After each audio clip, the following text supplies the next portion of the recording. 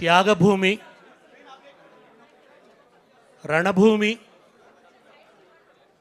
ఉజ్వలమైనటువంటి చారిత్రక అస్తిత్వం ఉన్నటువంటి నేల, మహోన్నతమైనటువంటి వారసత్వం ఉన్నటువంటి నేల, తను చేసిన పోరాటాలతో ప్రపంచం తన దిక్కు చూసేలాగా ఒక అద్భుతమైనటువంటి కాలాన్నే వెలిగించినటువంటి నేల మన తెలంగాణ.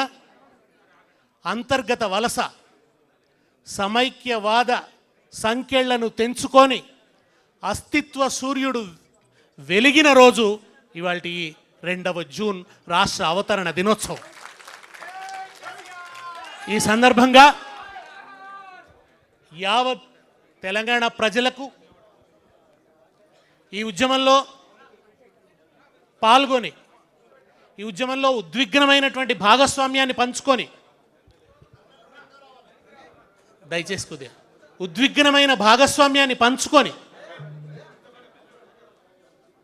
కేసీఆర్ గారు ఒక్క పిలుపిస్తే రోడ్లు జనసముద్రాలైతే, యూనివర్సిటీలు యుద్ధ మైదానాలుగా మారిపోతే, ప్రతి బిడ్డ ఎగిసిపడి లాఠీ దెబ్బలను తట్టుకొని ఇనుప కంచెల మీద పడి 1000 కుట్లు పడ్డా కానీ నోటి నిండా జై తెలంగాణ అన్న రణనినాదాన్ని దిక్కులు పిక్కటిల్లేలాగా గర్జించి భూమిపుత్రుల పోరాటాల్లోనే ఒక నూతన అధ్యాయాన్ని సృష్టించినటువంటి మహత్తర పోరాటంలో పాలు పంచుకున్న ప్రతి ఉద్యమకారుడికి భారత రాష్ట్ర సమితి వినమ్రంగా నమస్కరిస్తున్నది. వాళ్ళందరినీ పేరు పేరున తలుచుకుంటున్నది. 3 ఉద్యమాలకు సాక్షి. 1952 ముల్కీ ఉద్యమం, 69 తెలంగాణ రాష్ట్ర సాధన ఉద్యమం, మళ్ళీ మలిదశ తెలంగాణ ఉద్యమం. ఈ 3 ఉద్యమాలకు కర్మసాక్షి అయినటువంటి మహనీయుడు తెలంగాణ చెరువు తీరు మన జయశంకరు సారు, అలుగు దుంకి పారు పదునైన మాట జోరు, పాలు ఓసుకున్న పజ్జొన్న కంకులల్లా, పైకి పైకి ఎగిరే ఆ పాల పిట్టలల్లా, మీ ఆశయాల వ్రాలు కనిపించే ఆనవాలు. తెలంగాణ చెరువు తీరు మన జయశంకరు సారు, అలుగు దుంకి పారు పదునైన మాట జోరు. ఉద్యమమంటే ఇప్పుడు ఉరుకుతున్న ప్రవాహం, స్వాభిమాన సమరంలో జాగృత జన సమూహం, స్వరాష్ట్ర సాధన కోసం జరుగుతున్న సమరం, సమానత్వ విలువ కొరకు సాగించిన పయనం, ఆంధ్ర వలస పాలనకు అది అంతిమ చరణం. చేరువలోనే ఉన్నది చెరవీడే సమయం, ఆ ఉదయంలో ధ్వనించును, ఆ ఉదయంలో ధ్వనించును జయశంకరు హృదయం. తెలంగాణ చెరువు తీరు మన జయశంకరు సారు, అలుగు దుంకి పారు పదునైన మాట జోరు. 69 ఉద్యమం రక్తసిక్తమైపోయిన తర్వాత 369 మంది బిడ్డల్ని కర్కశంగా కాంగ్రెస్ బలి తీసుకున్న తర్వాత, ఏ ఇందిరమ్మ రాజ్యం అని చెప్తున్నారో ఆ ఇందిరమ్మనే 369 మంది బిడ్డల్ని కాల్చి చంపించింది. వాళ్ళ దేహాల సాక్షిగా, ఆ అమరుల ఆరిపోని శ్వాసల సాక్షిగా ఈ తెలంగాణ చైతన్య దీపాన్ని ఒక జయశంకర్ గారు, ఒక కేశవరావు జాదవ్ గారు, ఒక భూపతి కృష్ణమూర్తి గారు, ఒక కాళోజీ నారాయణరావు గారు, వీళ్ళందరూ కాపాడుకుంటూ వచ్చింది. ఈ దీపం ఆరిపోకుండా నిరంతరం తెలంగాణకు జరుగుతున్న అన్యాయాన్ని గుర్తు చేస్తూ వచ్చిండ్రు. ఎవరో ఒకరు రాకపోతారా, ఈ దీపాన్ని పెను జ్వాలగా మార్చకపోతారా అని. అప్పుడు వచ్చిండు ఏప్రిల్ 27, 2001 రోజున వచ్చిండు ఒక బక్కపలుచని మనిషి. అందరూ ఏమనుకున్నారంటే గాలి వస్తే ఎగిరిపోయేట ఆయన ఈయనతో ఏమవుతుందని అనుకున్నారు. కానీ ఆయన తనకు తానే ఒక ప్రభంజనమై తెలంగాణను తుఫాన్ లాగా చుట్టుముట్టిండు. ఆయనే కేసీఆర్. 3 అక్షరాల విస్ఫోటనం. ఆరిపోయిన అమరుల శ్వాసలు ఈ భూమిలో నిక్షిప్తమైతే వాటిని ఆటం బాంబులు చేసి మళ్ళీ పేల్చి విస్ఫోటనాన్ని సృష్టించినటువంటి వాడు కేసీఆర్. తెలంగాణ ఉద్యమానికి రాజకీయ రూపం ఇచ్చిన వాడు కేసీఆర్. రాజకీయ వ్యక్తీకరణ ఇచ్చినటువంటి వాడు కేసీఆర్. తెలంగాణ డిమాండ్ ఎన్నికలను ప్రభావితం చేసే స్థాయికి తీసుకుపోయిన వాడు కేసీఆర్. ఇక్కడ చంద్రబాబు నాయుడు, అక్కడ వాజ్పేయి. బలమైనటువంటి రాజ్యం. చంద్రబాబు ప్రతాపానికి అడ్డు లేదప్పుడు. అటువంటి దశలో సవాల్ చేసి పార్టీ పెట్టిన మొనగాడు కేసీఆర్. తెలంగాణ రాష్ట్ర సమితిని స్థాపించినటువంటి వాడు కేసీఆర్. అంతేనా? ఒకవైపు పైన యూపీఏ సోనియా గాంధీ, కింద రాజశేఖర్ రెడ్డి, ఇక్కడ అక్కడ కాంగ్రెసే, ఎదురులేదు. ఆ దశలో తన కేంద్ర మంత్రి పదవికి రాజీనామా చేసి మళ్ళీ తెలంగాణ భూమి మీద నిలబడి కరీంనగర్ ఉప ఎన్నికను సృష్టించి కాలాన్నే వణికించిన కళపిళ ఉడికించిన నాయకుడు కేసీఆర్. ఎంత ధైర్యం కావాలప్పుడు? అటు రాజశేఖర రెడ్డి, అటు సోనియా గాంధీ. అట్లా రాజకీయంగా అంత బలంగా ఉన్న దశలో వాళ్ళని ఎదుర్కోవడానికి, వాళ్ళని ఎదిరించడానికి ఎంత ధైర్యం కావాలి? ఎక్కడిది ఆత్మబలం కేసీఆర్కు? ఎక్కడిది శక్తి కేసీఆర్కు? ఎక్కడి నుంచి వచ్చింది? అది ఎక్కడి నుంచి వచ్చిందంటే తెలంగాణ ప్రజల హృదయాల్లో 60 సంవత్సరాలుగా కళపెళ్ళ ఉడుకుతున్నటువంటి స్వరాష్ట్ర సాధన ఆకాంక్షనే ఆయన బలంగా మారింది. అదే ఆయన బలంగా చేసుకున్నాడు. మీడియా లేదు, మనకు మీడియా లేదు, ధనబలం లేదు. ఏమున్నాయంటే డప్పులు కొట్టుకుంటూ వచ్చే కళాకారులు ఉన్నారు, పుస్తకాలు పట్టుకొని వచ్చే మేధావులు ఉన్నారు. ఒక విద్యాసాగర్ రావు గారు నీళ్లు నిజాలు, ఏ నదిలో ఎట్లా అన్యాయం జరిగిందో తెలంగాణ బిడ్డలకు, టీఎంసీలు అంటే ఏంది, క్యూసెక్కులు అంటే ఏంది, ఓ అద్భుతమైనటువంటి చైతన్యాన్ని కలిగించిండు. అనేక మంది మేధావులతో అనుబంధం పెట్టుకున్నాడు కేసీఆర్. కళాకారులతో అనుబంధం పెట్టుకున్నాడు కేసీఆర్. డాక్టర్లతో అనుబంధం, లాయర్లతో అనుబంధం, తెలంగాణలోని ప్రతి సమూహంతో అనుబంధాన్ని పెట్టుకొని ఓ అద్భుతమైనటువంటి పోరాటాన్ని నిర్మించి ఢిల్లీ పీఠాన్ని గజగజ వణికించి ఇటు పార్లమెంటు, అసెంబ్లీ, ప్రతి ఇటుక పెళ్ళ కూడా వణికిపోయేలాగా ప్రళయ గర్జన చేసి చివరికి ఎన్నికలకు ముందు జై తెలంగాణ, ఎన్నికలకు ముందు నై తెలంగాణ అనే కుట్రను అమలు చేస్తుంటే పదవులు పణంగా పెట్టడమే కాదు, ప్రాణాన్ని కూడా పణంగా పెడతానని కేసీఆర్ చచ్చుడో తెలంగాణ వచ్చుడో అని రణనినాదం చేసి తన ప్రాణాన్ని పణంగా పెట్టి అద్భుతమైన నిరాహార దీక్ష చేసి యావత్ తెలంగాణను ఒక్కటి చేసి ఒక భూకంపాన్ని సృష్టించినటువంటి వాడు కేసీఆర్. కేసీఆర్ కేంద్రంగానే ఈ అల్పపీడనం అంతా అల్లుకున్నది. ఈ తుఫాన్ అంతా కూడా ఆయన కేంద్రంగానే. టీఆర్ఎస్ ఓడిపోతే అయిపోయింది తెలంగాణ. ఎన్ని దెబ్బలు! అసలు కరీంనగర్ ఉప ఎన్నిక సవాల్ చేసినాడు, గుండెలు వణికినాయి. ఏమవుతుంది అని. మళ్ళా రాజీనామాలు చేస్తే అనుకున్న రిజల్ట్ రాలే. రెండవసారి చేస్తే ఇక అయిపోయింది తెలంగాణ అన్నారు. 2009లో అనుకున్న ఫలితాలు రాకుంటే అయిపోయింది కేసీఆర్, నేలమాళిగలకు పోయినట్టే అన్నారు. కానీ కేసీఆర్ ఒక ఫీనిక్స్ పక్షిని చంపి కాలబెట్టినా అది మళ్ళలేస్తుంది. అది గ్రీకు పురాణాల్లో ఉంటుంది. అటువంటి ఫీనిక్స్ పక్షి కేసీఆర్ మళ్ళా అట్లా లేచిండు. మనిషిని కూడగట్టిండు, ప్రతి చేతిలో జమ్మాకు పెట్టిండు, కాగలిచ్చుకున్నాడు, అలాయ్ బలాయి తీసుకున్నాడు. అవసరమైతే ఒక మొత్తం పార్టీలందరినీ కూడా ముగ్గులోకి లాగిండు. ఆంధ్రలో వేర్లుండి తెలంగాణలో కొమ్మలు రెమ్మలున్న కరడుగట్టిన సమైక్యవాద పార్టీ చంద్రబాబు నాయుడుతో తెలంగాణ తీర్మానం చేయించిన ఘనత కేసీఆర్ది. ఎవరు చేయించగలరు? అది చేయించిన వాడు కేసీఆర్. కేసీఆర్ లేకుంటే తెలుగుదేశం పార్టీ తీర్మానం చేస్తుందా? బీజేపీ తీర్మానం చేయాల్సి వచ్చింది, కమ్యూనిస్ట్ పార్టీ తీర్మానం చేయాల్సి వచ్చింది.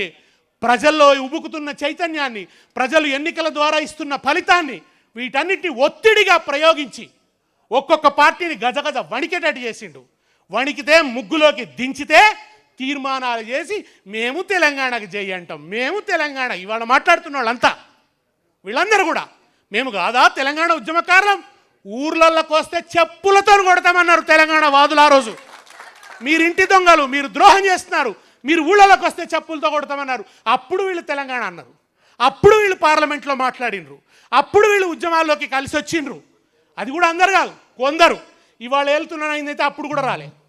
ఆయనకు 14 ఏళ్ల ఉద్యమంలో సిగ్గు రానేలేదు, ఆయనకు బుద్ధి రానేలేదు, జ్ఞానం రానేలేదు, తెలంగాణ ఉద్యమ స్పృహ రానేలేదు ఆయనకు. ఒక్కనాడు జయశంకర్ సరసన నిలబడలే, ఒక్కనాడు విద్యాసాగర్ రావు గారి కరచాలనం చెయ్యలే. ఏదైనా ఉన్నంత కూడా చంద్రబాబు పాదాల దగ్గరనే మోకరిల్లి ఆ చంద్రబాబును తెలంగాణ మీద నీ స్టాండ్ ఏందని అడిగేటందుకు ఉద్యమకారులు పోతే ఉద్యమకారులను చంపేస్తానని రైఫిల్ ఎత్తిన ద్రోహి ఇవాళ ముఖ్యమంత్రి. ఆ ద్రోహి ఇవాళ మళ్ళా తిరిగి తెలంగాణ అస్తిత్వం మీద మబ్బులు ముసురుకుంటే కోట లోపలుండి శత్రువులకు తలుపులు తెరిచినట్టు తలుపులు తెరుస్తున్నాడు. ఆ ద్రోహి వాళ్ళ విగ్రహాల పేరిట రాజకీయం చేస్తున్నాడు. ఎన్టీ రామారావు విగ్రహాలు చాలా కాలంగా తెలంగాణలో ఉన్నాయి, మనం పలగొట్టలే, మనమేం తీసేలే. కానీ ఇవాళ పెడుతుంది ఎన్టీ రామారావు విగ్రహం మాత్రమే కాదు, ఎన్టీఆర్ విగ్రహం వెనుక ప్రతిష్ఠించదలుచుకుంది చంద్రబాబు నాయుడిని.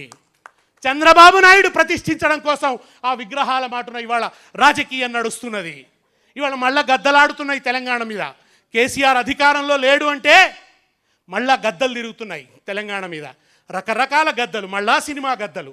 మళ్ళా ఈ గద్దలన్నీ కూడా ఇవాళ తెలంగాణ చుట్టూ ఆడుతున్న ఈ సందర్భంలో ఈ పుష్కర తెలంగాణ మనకు కొత్త కర్తవ్యాలను ఉపదేశిస్తున్నది, మనకు కొత్త పథాన్ని నిర్దేశిస్తున్నది. మళ్ళీ మనలో పోరాట స్ఫూర్తిని రగల్చమని మళ్ళా ఒకసారి తెలంగాణ జెండాను ఎత్తుకొని జై తెలంగాణ అని ప్రళయగర్జన చేయమని బోధిస్తున్నది ఈ పుష్కర తెలంగాణ. కనుక దాన్ని ఆవాహన చేసుకుంటేందుకు ఇవాళ మనం ఇక్కడ కూడినాం. ఇవాళ మళ్ళా మరో పోరాటానికి శ్రీకారం చుట్టడానికి, మళ్ళీ ఆనాటి ఉద్యమ స్ఫూర్తిని మళ్ళా నిలువెల్ల నింపుకోవడానికి ఇవాళ ఇక్కడ మనం జమకూడినాం. ఈ అవతరణ దినోత్సవంలో ఎన్నో ఉద్యమాలు జరిగినాయి తెలంగాణలో. తెలంగాణ రైతాంగ పోరాటం జరిగింది, అది ఆశించిన గమ్యం చేరలే, అర్ధాంతరంగా అణచివేతకు గురైపోయింది. దుఃఖం, భూమి కావాలన్నాడు, భూమి రాలే, చేతులున్న తుపాకీ కూడా పోయింది. తర్వాత 69 ఉద్యమం జరిగింది, అది కూడా అర్ధాంతరంగా విరామానికి గురైంది. జయశంకర్ గారు అనేది విరామమే తప్ప విరమణ లేదు అనేవాడు, అది విరామానికి గురైంది. ఆ రోజు పిచ్ బ్యాట్లింగ్, ఒక రణక్షేత్రంలో అటు పోలీసులు ఇటు ఉద్యమకారుల నుండి కొట్లాడిండ్రు, రక్తం గారింది, తెలంగాణ నేలను రక్తంతో తడిపిండ్రు. నేను ఎప్పుడూ ఒక మాట అంటా, కేసీఆర్ వచ్చేదాకా ఈ నేల మీద పారింది రక్తమే, కేసీఆర్ వచ్చిన తర్వాతనే సాగునీరు పారింది తెలంగాణ నేల మీద. అప్పటిదాకా రక్తమే పారింది, రక్తమే పారిచ్చారు. నీళ్ళు అడిగితే రక్తం, నిధులు అడిగితే రక్తం, ఎన్కౌంటర్లు, కరెంట్ అడిగితే రక్తం, పోలీస్ స్టేషన్లో వేసి కొట్టిండ్రు, స్టేషన్ల దగ్గరకు పోయి కరెంట్ అడిగితే నక్సలైట్లను లోపల పారేసారు. ఆ నక్సలైట్ ఉద్యమం కూడా ఒక విషాదాంతమైపోయింది, అత్యద్భుతమైన ఫలితాలు సాధించింది, భూస్వామ్యాన్ని కూల్చింది. కానీ అది కూడా ఆశించిన గమ్యం చేరలేదు. ఆశించిన గమ్యం చేరి తీరాన్ని ముద్దాడిన ఉద్యమం తెలంగాణ రాష్ట్ర సాధన ఉద్యమం. తెలంగాణ చరిత్రలో తీరాన్ని ముద్దాడిన ఉద్యమం, తీరం చేరిన నౌక, తీరం చేరిన నావ తెలంగాణ ఉద్యమం అయితే దాని నావికుడు, తుఫానుల్లో కూడా ఆ పడవను నడిపిన నావికుడు కేసీఆర్. కేసీఆర్ లేకుంటే ఆ నావ సాఫీగా నడిచేది కాదు. ఇవాళ అనేక మంది మాట్లాడేటోళ్ళు మోపైనరు, అనేక మంది దాన్ని క్లెయిమ్ చేసుకుంటారు. సక్సెస్కు అనేక మంది వారసులం అంటారు, ఫెయిల్యూర్ అప్పుడు ఎవడు రాడు. కానీ 2009లో సార్ కొంచెం దెబ్బతింటే రాళ్ల మీద రాళ్ళు వేయాలని చూసిండ్రు, తెలంగాణ అయిపోయిందని మాట్లాడినరు. వాళ్ళందరూ ఇవాళ మేమంటే మేమని మాట్లాడుతున్నారు. అందుకే ఒక ఆఫ్రికన్ సామెత ఉంది, కేటీఆర్ గారు కూడా ఎప్పుడు చెప్తారు, సింహాలు తమ గురించి తాము చెప్పుకోకపోతే వేటగాళ్ళు చెప్పే పిట్ట కథలే చరిత్ర అవుతాయి. కనుక ఈ వేటగాళ్ల పిట్ట కథలే ఇవాళ చలామణి చేస్తున్నది పచ్చ మీడియా, ఎల్లో జర్నలిజం. ఇవాళ దాన్ని ప్రచారం చేస్తున్నారు.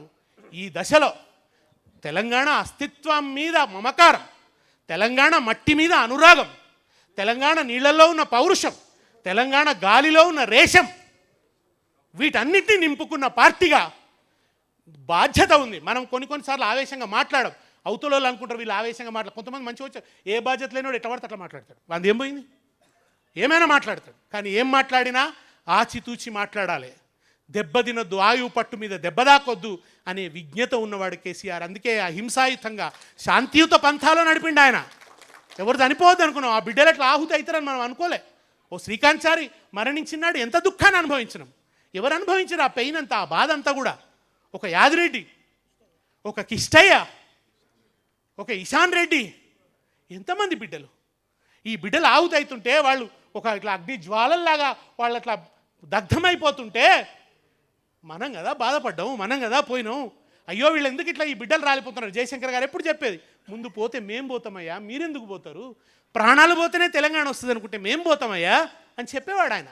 పాపం జయశంకర్ గారు ఎప్పుడు. కేసీఆర్ గారు కూడా ఆయన ఎప్పుడు, నేను చాలాసార్లు చెప్పిన, ఆయన లోపల ఒక వర్షం కురుస్తూ ఉంటుంది. ఎన్నిసార్లు దుఃఖపడ్డాడో, కానీ బయటకి నాయకుడు దుఃఖంతో కనిపించొద్దు. కేసీఆర్ ఎప్పుడు సెల్ఫ్ పిటీని చూపించాడు, బయటకు వచ్చి నిస్సహాయంగా మాట్లాడాడు ఆయన ఎప్పుడు. ఎందుకంటే నాయకుడు ధైర్యంగా ఉండి ముందట నడిస్తేనే శ్రేణులు వెనక నడుస్తాయి. నాయకుడే డీలా పడ్డట్టు చేస్తే ఉద్యమం డీలా పడుతుంది. అందుకని ఆయనలో ఎప్పుడు మీరు సెల్ఫ్ పిటీ కనిపించదు. దానికి కొంతమంది అహంకారం అని పేరు పెడతారు. అది అహంకారం కాదురా, అది తెలంగాణ అస్తిత్వ అస్మిత. ఆ అస్తిత్వం పట్ల ఉండేటువంటి ఒక స్వాతిశయం తప్ప, అది అస్తిత్వంలోంచి వచ్చిన స్వాతిశయం తప్ప వ్యక్తిగతమైన స్వాతిశయం కాదు కేసీఆర్ది.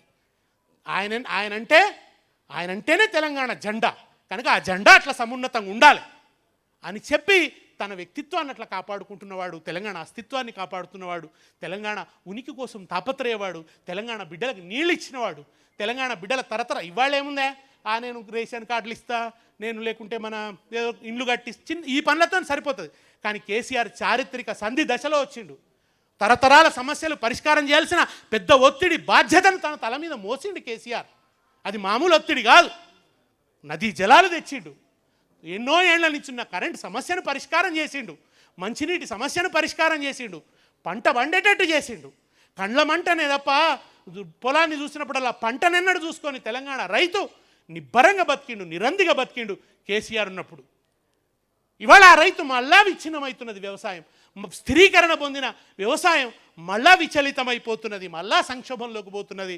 అందుకనే ఇవాళ నువ్వే కావాలే, నువ్వే రావాలే, కర్రు సాగాలే, కలత తీరాలే అంటున్నది తెలంగాణ ఇవాళ. కేసీఆర్ని అందుకే పిలుస్తున్నది. కనుక ఈ దశలో మిత్రులారా మనం ఈ అవతరణ దినోత్సవాన్ని జరుపుకుంటున్నాం.